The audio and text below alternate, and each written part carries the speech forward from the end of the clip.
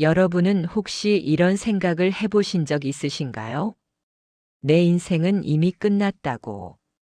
예순이 넘으면 더 이상 새로운 일은 일어나지 않는다고. 저도 그렇게 믿고 살았습니다.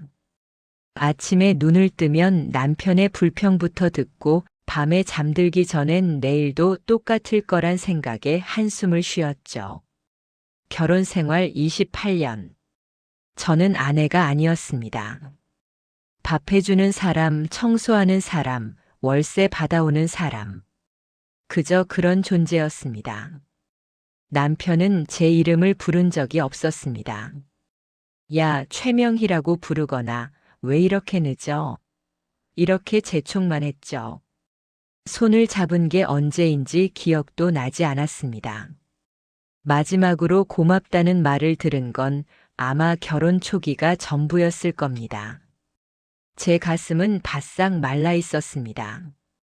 사막처럼 갈라지고 메말라서 더 이상 아무것도 느낄 수 없을 거라고 생각했습니다. 그런데 그날 그 사람을 만났습니다. 제 인생에 다시 봄이 찾아올 줄은 꿈에도 몰랐습니다. 저는 서울 외곽 재개발 예정 지역에서 작은 다세대 주택 하나를 가지고 있습니다. 5층짜리 건물의 주인이지만 결코 편한 삶은 아니었습니다. 남편 한규태는 12년 전 명예퇴직한 뒤로 집에만 앉아서 온갖 불평만 늘어놓았습니다. 손 하나 까딱 안 하고 저를 부리기만 했죠. 매일 아침이 고통이었습니다. 눈만 뜨면 시작되는 타박. 커피는 왜 이렇게 뜨거워? 계란은 왜 설익었어? 끝없는 불평이 제 하루를 지배했습니다. 그나마 위안이 되는 건 이 건물에서 나오는 월세였습니다. 비록 남편이 골프장에서 다 써버리긴 했지만 그래도 제가 관리하는 수입이라는 게 자랑스러웠죠. 어느 추운 겨울날이었습니다. 4층 세입자에게서 급한 연락이 왔습니다. 보일러가 고장났다고 했습니다. 남편이 당장 올라가서 해결하라고 다그쳤습니다. 마지못해 4층으로 올라갔습니다. 402호 앞에 서서 초인종을 눌렀습니다. 잠시 후 문이 열렸습니다. 그리고 저는 그 사람을 처음 봤습니다. 키가 180 중반은 되어 보이는 큰 체구. 넓은 어깨가 현관문을 가득 채웠습니다. 30대 후반쯤 되어 보이는 남자였습니다. 머리를 극적이며 미안하다는 표정을 짓고 있었는데 작업복 바지에 면 티셔츠 차림이었습니다. 옷 위로 드러난 팔뚝의 근육이 제 눈길을 사로잡았습니다. 제 남편과는 너무 달랐습니다. 남편의 축 늘어진 뱃살과는 비교도 할 수 없는 탄탄하고 건강한 체격이었습니다. 그는 연신 죄송하다며 사과했습니다. 새벽부터 물이 안 나와서 난감하다고 했죠. 목소리는 부드러웠습니다. 덩치와는 어울리지 않게 예의 바른 사람 같았습니다. 설비 기술자 출신이라 웬만한 건 고칠 수 있지만 이 건물 보일러 배관은 특이해서 어렵다고 했습니다. 저는 일단 들어가서 상태를 확인해 보겠다고 했습니다. 방 안으로 들어서니 예상외로 깔끔했습니다. 남자 혼자 사는 집이라고는 믿기지 않을 정도로 정돈되어 있었죠. 보일러실 문을 열고 들여다보는데 갑자기 배관에서 김이 뿜어져 나왔습니다. 뜨거운 증기가 제 손등을 스쳤습니다. 아! 제가 비명을 지르며 손을 움켜쥐었습니다. 그가 황급히 제 손을 잡아당겼습니다. 큰 손으로 제 손목을 감싸며 물이 담긴 컵 쪽으로 이끌었습니다. 차가운 물에 손을 담그는 동안 그는 제 손을 놓지 않고 계속 잡고 있었습니다. 괜찮으세요? 많이 되셨어요? 걱정스러운 목소리. 그의 손은 크고 투박했지만 따뜻했습니다. 순간 시간이 멈춘 것 같았습니다.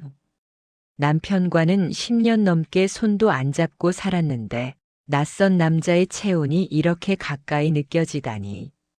그의 엄지손가락이 제 손등을 조심스럽게 쓰다듬었습니다. 물집 생기는지 확인하려는 듯 했지만 그 작은 접촉이 제 심장을 뛰게 만들었습니다. 얼굴이 화끈거렸습니다. 예순을 바라보는 나이에 이럴 수가. 부끄러웠지만 동시에 이상한 설렘이 밀려왔습니다. 그도 자신이 너무 오래 손을 잡고 있다는 걸 깨달았는지 얼른 손을 떼며 얼굴이 빨개졌습니다. 죄송합니다. 제가 너무 놀라서. 저는 괜찮다고 말하고 서둘러 나왔습니다. 하지만 그날 밤 잠을 이룰 수가 없었습니다. 그의 손길이 자꾸만 생각났습니다. 그 따뜻하고 단단한 감촉. 오랫동안 잊고 살았던 여자로서의 감정이 잠들어 있던 뭔가가 깨어나는 기분이었습니다. 며칠 뒤였습니다. 건물 입구에서 소란이 들렸습니다. 내려가 보니 그가 택배기사와 실랑이를 벌이고 있었습니다. 1층 상가 앞에 택배를 아무렇게나 쌓아놓은 걸 정리해달라고 부탁하는 중이었습니다. 택배기사가 버럭 화를 냈습니다. 바쁜데 뭘 그렇게 따지냐고 소리쳤습니다. 그는 침착하게 대응했습니다. 하지만 상대가 먼저 가슴을 밀자 단호하게 그 손을 잡아냈습니다. 택배 기사는 그제야 눈치를 채고 물러났습니다. 저는 그 모습을 멀리서 지켜봤습니다. 제 남편은 동네에서 누가 시비를 걸어도 못 본 척하고 피해 다니는 사람이었습니다. 하지만 이 남자는 달랐습니다. 부당한 일에 맞서는 용기가 있었습니다. 믿음직스럽다는 게 이런 느낌일까 싶었습니다. 그가 저를 발견하고 환하게 웃으며 다가왔습니다. 겨울 햇살 아래서 땀을 조금 흘린 얼굴. 건강한 남자의 모습이었습니다. 사모님, 요즘 택배 기사들 참 거칠어요. 건물 관리 제대로 못하면 입주민들이 불편해하실까 봐요. 그는 제가 든 장바구니를 가져가겠다고 했습니다. 성큼성큼 걸어가는 뒷모습을 보는데 자꾸만 시선이 그쪽으로 쏠렸습니다. 단정한 걸음걸이, 곧은 어깨선. 모든 게 제 남편과는 너무 달랐습니다. 집으로 돌아와서도 그 모습이 잊히지 않았습니다. 냉장고 문을 열다가 그만 한숨이 나왔습니다. 미쳤나 싶었습니다. 60 가까운 나이에 아들뻘 되는 남자를 보고 이런 감정을 느끼다니. 하지만 제 가슴은 정직했습니다. 오랫동안 얼어붙어 있던 뭔가가 천천히 녹아내리고 있었습니다. 어느 날 한방눈이 내리는 저녁이었습니다. 남편은 당구장 친구들 만난다며 집을 나갔습니다. 새벽에나 온다고 했습니다. 혼자 텅 빈 집에 있는데 갑자기 초인종이 울렸습니다. 문을 열어보니 그가 서 있었습니다. 눈이 소복이 쌓인 어깨에 군고구마를 구웠다고 했습니다. 편의점 앞에서 파는 걸 샀는데 너무 많아서 나눠 먹고 싶다고 했습니다. 하지만 저는 알 수 있었습니다. 그건 핑계일 뿐이라는 걸. 그도 저를 보고 싶어서 온 거라는 걸. 들어오라고 했습니다.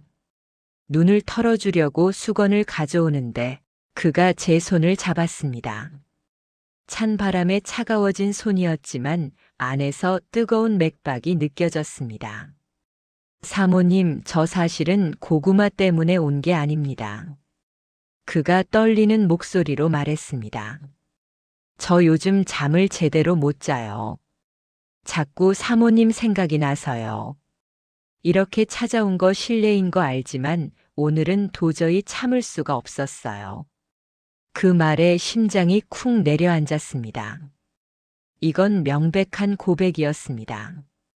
손을 빼야 한다는 걸 알았습니다. 하지만 제 몸은 움직이지 않았습니다. 오히려 그의 손을 더 꽉 쥐고 싶었습니다. 준혁 씨, 저는 나이 많은 아줌마예요. 이러면 안 돼요. 입으로는 거절했지만 제 목소리는 떨리고 있었습니다. 그가 한 걸음 더 다가왔습니다. 저를 거실 안쪽으로 몰아붙였습니다. 나이가 무슨 상관이에요? 저한테는 사모님이 제일 소중한 사람인데요. 밖에서 바람이 창문을 흔들었습니다. 저는 놀라서 움찔했고 그가 저를 품 안으로 끌어안았습니다. 그 순간 숨을 쉴 수가 없었습니다. 따뜻하고 단단한 가슴이 제 이마에 닿았습니다. 사모님, 저 더는 못 참겠어요. 거칠게 떨리는 목소리. 뜨거운 숨결이 제 머리카락에 스쳤습니다. 제가 밀어내지 않자 그는 조심스럽게 제 얼굴을 들어올렸습니다. 남편은 제 눈조차 제대로 본 적이 없는 사람이었는데 이 남자는 제 눈을 똑바로 바라보며 진심을 전했습니다. 소파 쪽으로 천천히 걸어가 그가 제 옆에 앉았습니다. 눈 때문에 상관없어요. 녹으면 그만이에요. 부드럽지만 진심 어린 속삭임. 시간이 얼마나 흘렀는지 몰랐습니다. 창밖에 눈이 그칠 때까지 우리는 서로의 온기 속에 있었습니다. 그런데 그때였습니다. 핸드폰이 울렸습니다. 남편이었습니다. 새벽에 온다던 사람이 갑자기 전화를 한 겁니다. 당구장이 일찍 끝나서 지금 돌아가는 중이라고 했습니다. 10분이면 도착한다고 했습니다. 머릿속이 하얘졌습니다. 우리는 허둥지둥 자리를 정리했습니다. 소파 쿠션을 바로 잡으려는데 손이 너무 떨려서 물컵을 엎어버렸습니다. 그때 현관문 밖에서 소리가 들렸습니다. 엘리베이터가 도착하는 소리. 남편의 기침 소리. 서준혁 씨는 아직 외투를 입지 못한 상태였습니다. 저는 카디건을 제대로 여미지 못했습니다. 도어락이 열리는 소리. 문이 벌컥 열렸습니다. 남편이 들어섰습니다. 그리고 우리를 봤습니다. 시간이 멈췄습니다. 남편의 얼굴이 하얗게 질렸다가 순식간에 벌겋게 변했습니다. 너희들 지금 뭐 하는 거야? 남편이 고함을 질렀습니다. 손에 든 가방을 바닥에 내동댕이 쳤습니다. 내 집에서 내 마누라랑 이게 뭐 하는 짓이야? 남편이 저를 향해 손을 들었습니다. 저는 눈을 질끈 감았습니다. 하지만 손바닥은 날아오지 않았습니다.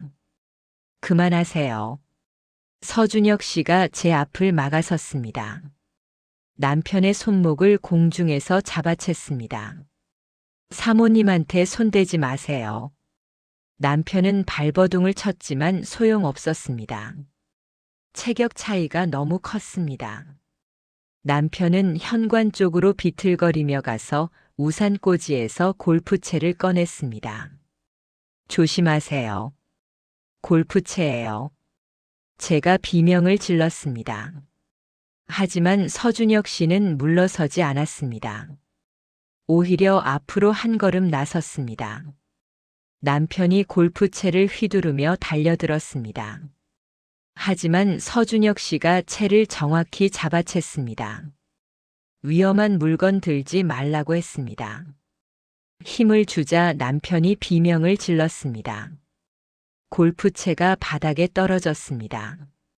남편은 벽에 등을 기댔습니다.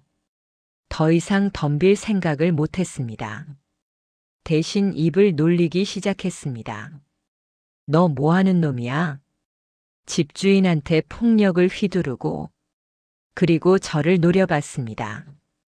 최명희, 너 제정신이야? 나이 먹고 젊은 놈이랑 동네 사람들한테 얼굴 들고 다니려고. 그 말이 비수처럼 가슴에 꽂혔습니다. 수치심에 고개를 들 수가 없었습니다. 서준혁 씨가 제 어깨에 외투를 덮어주었습니다. 그리고 저를 자신의 등 뒤로 숨겼습니다. 소리 지르지 마세요. 사모님 놀라시잖아요. 내가 뭔데 참견이야? 우린 부부야. 부부요? 부부가 아니라 가정부 취급하셨잖아요. 서준혁 씨의 목소리가 차가웠습니다. 저 1년 넘게 살면서 다 들었습니다. 아저씨가 사모님한테 고함 지르고 생활비 달라고 닥달하고 식사 투정하는 거 전부 다요.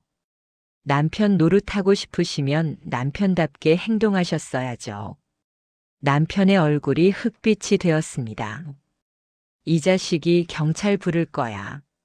너 감옥 보내줄 테니까. 경찰 부르세요.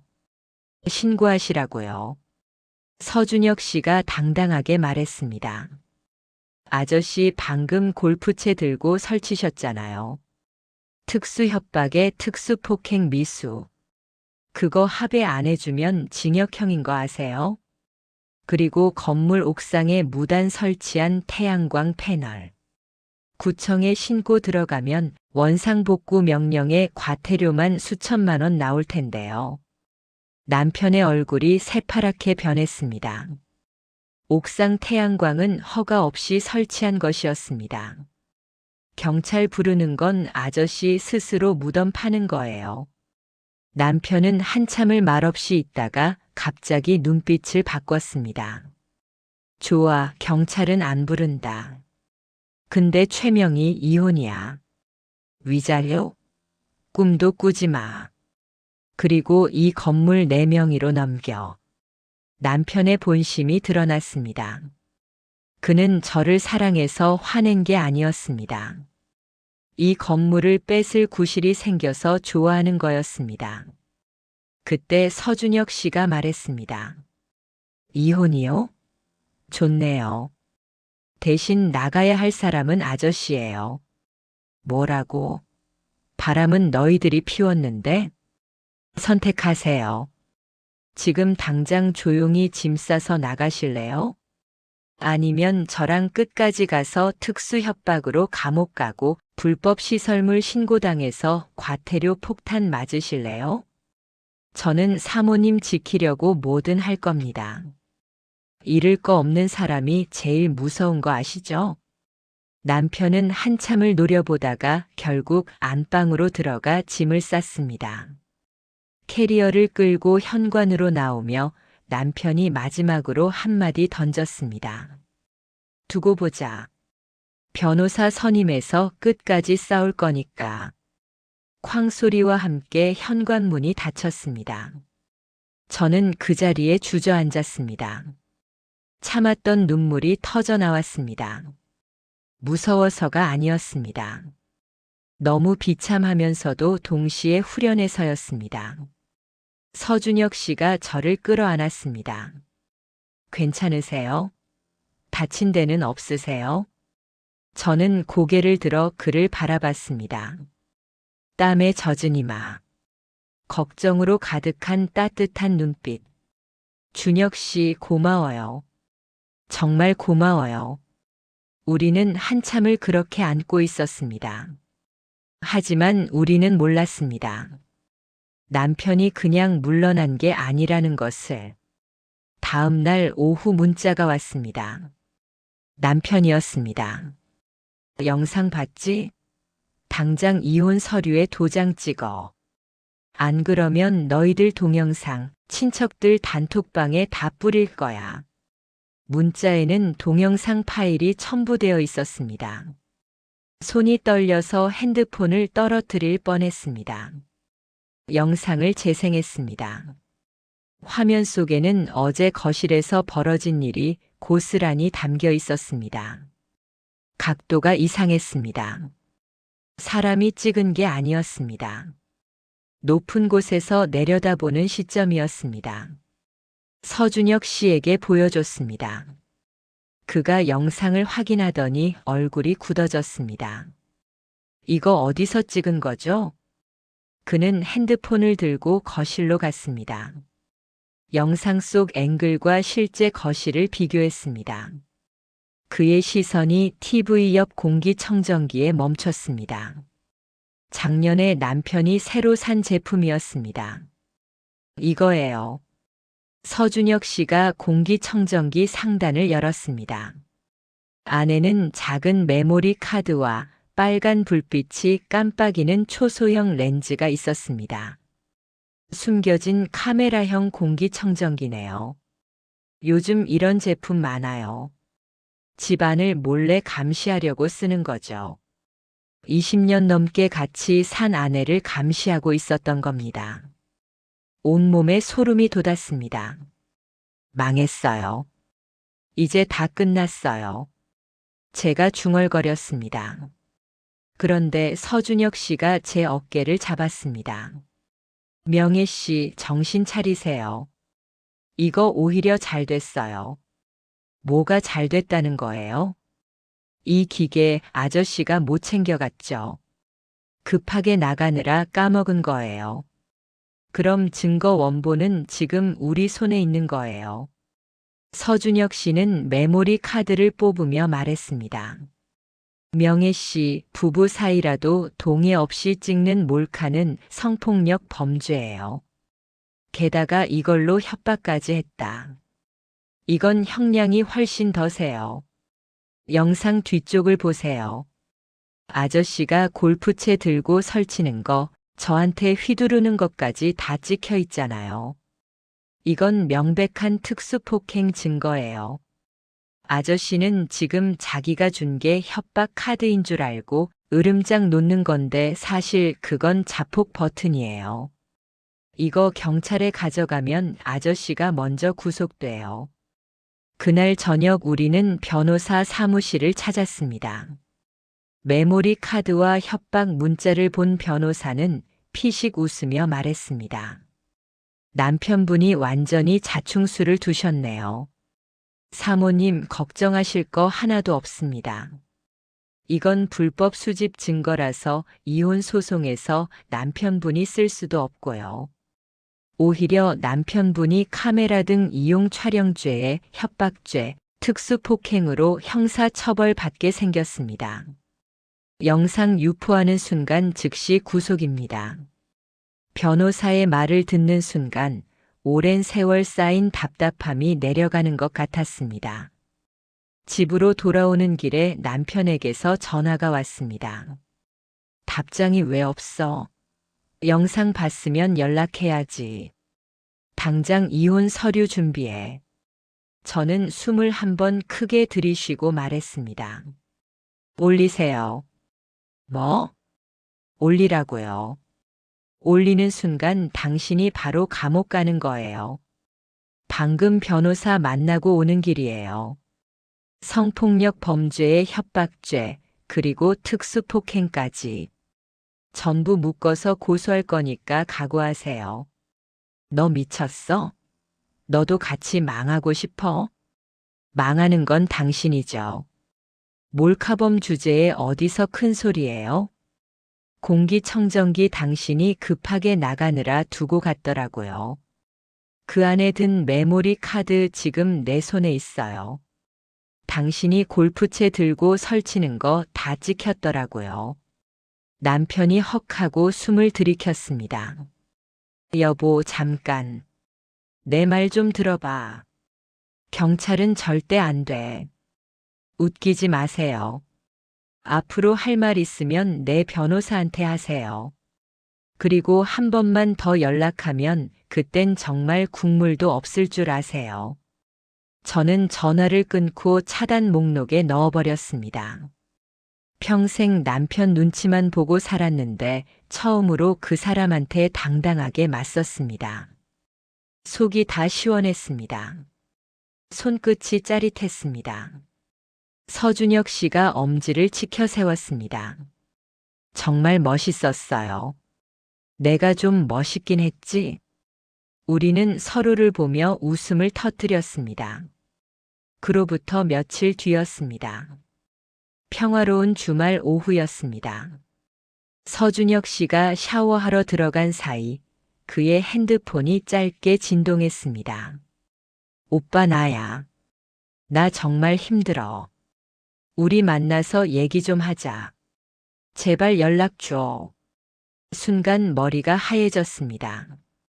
30대 후반 노총각이라던 말, 1년 넘게 연애 안 했다던 말, 다 거짓말이었을까요?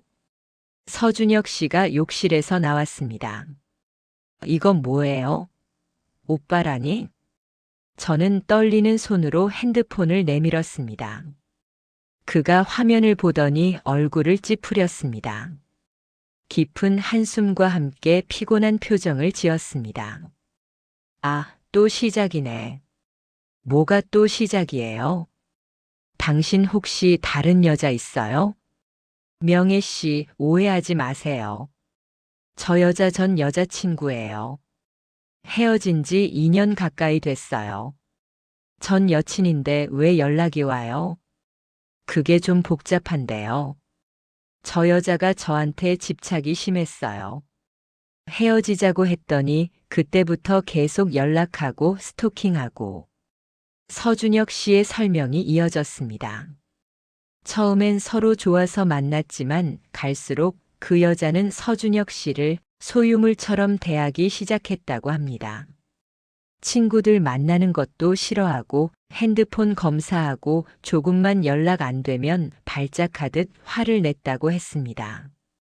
제가 견디다 못해 헤어지자고 했더니 그때부터 스토킹이 시작됐어요. 회사까지 찾아오고 집 앞에서 기다리고. 그래서 이사까지 온 거예요. 그 순간이었습니다. 쾅쾅. 현관문이 세차게 울렸습니다. 서준혁, 나 알아. 안에 있는 거 다 알아. 문 열어. 날카로운 여자의 목소리가 복도에 울렸습니다. 서준혁 씨의 얼굴이 하얗게 질렸습니다. 어떻게 여기까지 알고 온 거지? 문 열지 마세요. 엮이면 끝도 없는 사람이에요. 그는 저를 안방으로 들여보내려 했습니다. 하지만 저는 고개를 저었습니다. 여긴 내 집이에요. 내가 나갈게요. 서준혁 씨 그냥 있어요. 내가 처리할게요. 저는 어깨를 펴고 현관으로 걸어갔습니다. 심호흡을 크게 한 번 하고 도어락을 풀고 문을 열었습니다. 문 밖에는 20대 후반쯤 되어 보이는 여자가 서 있었습니다. 진한 화장에 짧은 치마. 공격적인 인상이었습니다. 누구세요? 서준혁 씨 나오라고 해요. 예의라곤 없는 말투였습니다. 저는 팔짱을 끼고 문을 가로막았습니다. 그쪽은 누군데 남의 집 문 앞에서 소리를 질러요? 시끄러워서 민원 들어가요. 조용히 돌아가세요. 서준혁 오빠 안에 있는 거 알아요. 우리 만나야 한다고요. 여자가 저를 밀치고 들어오려 했습니다. 그때 서준혁 씨가 어쩔 수 없다는 듯 나왔습니다. 윤지혜, 제발 그만 좀 해. 여자의 표정이 확 바뀌었습니다. 방금 전까지 날카롭던 눈빛이 애처로운 표정으로 변했습니다. 오빠, 나 진짜야. 나 오빠 없으면 안 돼. 우리 다시 만나자. 서준혁 씨는 단호하게 고개를 저었습니다. 안 된다고 몇 번을 말해야 돼. 우린 2년 전에 끝났어. 제발 이제 그만해. 저는 더 이상 두고 볼 수가 없었습니다. 이봐요, 아가씨. 저는 차분하지만 단호한 목소리로 말했습니다. 그리고 서준혁 씨 옆으로 다가가 손을 잡았습니다. 이 사람 약혼자예요. 제 입에서 나온 선언에 서준혁 씨도 그 여자도 눈이 휘둥그레졌습니다. 뭐요? 약혼? 아줌마가? 그래요. 이 아줌마가 이 사람 약혼자라고요. 그러니까 내 사람한테 집착하지 말고 돌아가세요. 저는 한 걸음 다가가며 또박또박 말했습니다. 2년 전에 헤어졌으면 끝난 거예요. 계속 찾아오는 건 스토킹이에요. 그게 무슨 상관이에요? 저한테는요. 스토킹 처벌법 강화된 거 알죠? 요즘은 정말 가차 없어요. 지금 바로 경찰 부를까요? 아니면 조용히 돌아갈래요? 저는 핸드폰을 꺼내 화면을 켰습니다. 여자는 분을 이기지 못하고 소리쳤습니다. 정말 재수 없네. 나이 든 여자가 젊은 남자 꼬셔서 좋겠네요. 여자는 악담을 퍼부었지만 경찰이라는 말에 겁을 먹었는지 뒤도 돌아보지 않고 계단을 내려갔습니다. 여자의 발소리가 멀어지고 나서야 저는 다리에 힘이 풀려 벽에 기댔습니다. 서준혁 씨가 다가와 저를 안았습니다. 제가 정말 부끄럽네요. 제가 명혜 씨 지켜드려야 했는데 오히려 뒤에 숨기만 했어요.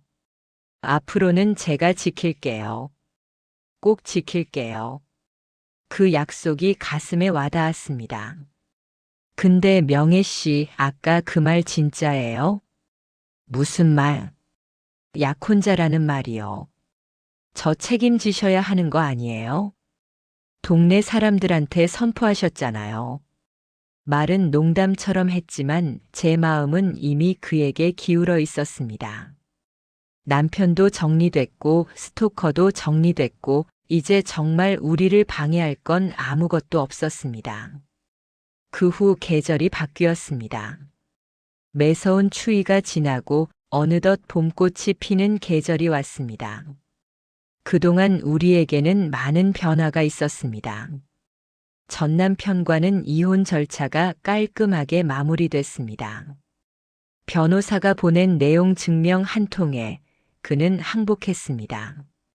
소송 가면 자기가 불리하다는 걸 알았던 거죠. 건물은 온전히 제 명의로 남겨두고 재산 분할도 포기하겠다는 합의서를 쓰고 사라졌습니다. 제 인생에서 가장 잘한 일이 변호사를 선임한 일이었습니다. 402호는 비웠습니다. 서준혁 씨는 이제 402호 세입자가 아니라 이 건물을 함께 관리하는 동반자가 되었으니까요. 어느 봄날 저녁이었습니다. 우리는 옥상에 올라가 도시의 야경을 바라보고 있었습니다. 서준혁 씨가 제 어깨를 감싸며 조심스럽게 말을 꺼냈습니다. 명혜 씨, 우리 여행 가요. 여행? 어디로? 제주도요. 봄꽃 구경하러요. 숙소는 제가 예약할게요. 그 말에 가슴이 뭉클했습니다. 돈은 괜찮아요? 걱정 마세요. 제가 그동안 모은 돈이 좀 있어요. 서준혁 씨가 쑥스러운 듯 웃으며 통장 화면을 보여줬습니다. 저 설비 기술자라 일당이 좀 괜찮아요. 혼자 살면서 쓸 데가 없어서 차곡차곡 모으다 보니 제법 됐더라고요. 통장 잔액을 보고 저는 깜짝 놀랐습니다. 이제 명예 씨랑 쓰라고 모았나 봐요. 평생 고생만 하셨는데 이제는 편하게 사세요. 30대 후반.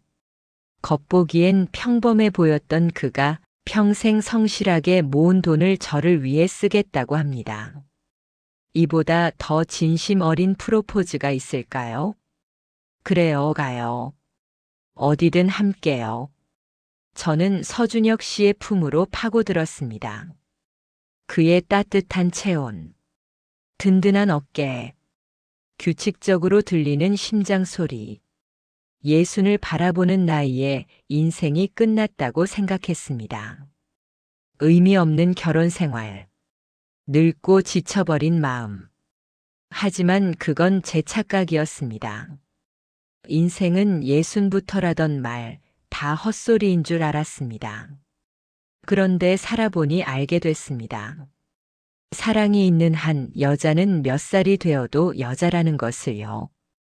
그리고 제 인생의 진짜 시작은 바로 지금이라는 것을요. 이 따뜻하고 믿음직한 남자와 함께하는 지금부터라는 것을요. 사랑해요, 명희 씨. 서준혁 씨가 제 귀에 속삭였습니다. 사모님도 아니고 제 이름을 불러주는 그 목소리가 너무나 달콤했습니다. 나도 사랑해요, 준혁 씨. 여러분, 제 이야기는 여기까지입니다. 많은 분들이 이렇게 생각하실지도 모릅니다. 나이 들어서 무슨 사랑이냐고. 이미 다 끝난 인생인데 뭘 바꾸냐고. 하지만 저는 말씀드리고 싶습니다. 나이는 정말 숫자에 불과하다는 것을요. 중요한 건 서로를 어떻게 대하느냐입니다. 존중하고 아끼고 배려하느냐입니다. 제 전 남편은 28년을 함께 살았지만 단 한 번도 저를 사람으로 대한 적이 없었습니다. 하지만 서준혁 씨는 달랐습니다. 나이가 20살 넘게 차이 나지만 저를 가장 소중한 사람으로 대해줬습니다. 억압받던 삶에서 벗어나는 건 쉽지 않습니다. 용기가 필요합니다. 주변의 시선을 감당할 각오도 필요합니다. 하지만 그 모든 걸 감수할 가치가 있습니다. 진짜 나로 살 수 있다면, 존중받으며 살 수 있다면, 사랑받으며 살 수 있다면 말입니다.